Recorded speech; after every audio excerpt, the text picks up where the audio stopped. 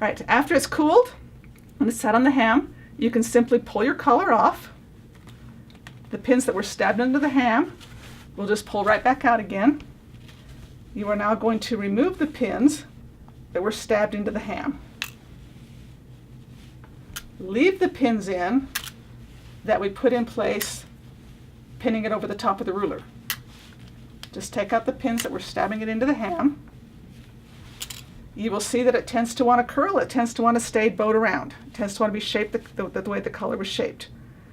The very last step that we're going to do is now baste this in place so that when we attach the collar to the collar band, we are not tempted to pull that edge back out again and align it. We want to space that in place so that beveled edge stays beveled as we attach it to the collar. So we're going to come to the sewing machine. You're going to start at center back. And because we've had this on a ham and it's has been trained, you can actually see it wants to stay curled up. If you can see the tip, I don't know if you can you see the tip? If you see the tip of this collar, it is tending to roll and to curl. That's exactly what we want to have happen. So we are just going to simply baste this edge and keep it curled up against the edge. I'm keeping that beveled favor in by basting this with the collar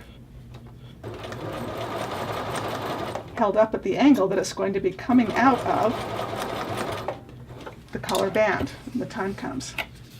So you baste it from center back to the front. As you do the other side, the collar is going to have to be in up underneath the arm of the sewing machine. Okay, but that same idea. You just baste it holding the edge up there. And again, as that tip comes towards the edge, you can see the tip is tending to curl and to roll. That's exactly what we want to have happen.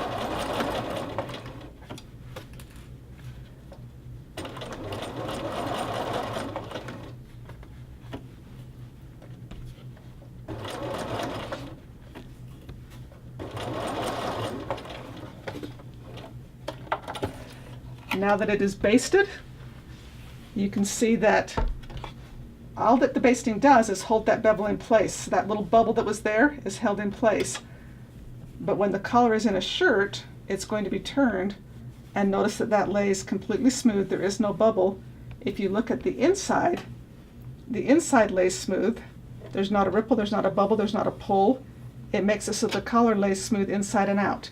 When you're done, your collar will sit at an angle like that. Just put your stuff in your tote tray, put your collar in there, put this on the top so that it doesn't get smashed, and then we will attach your collar to your collar band and attach that to your shirt the next time. That is your collar.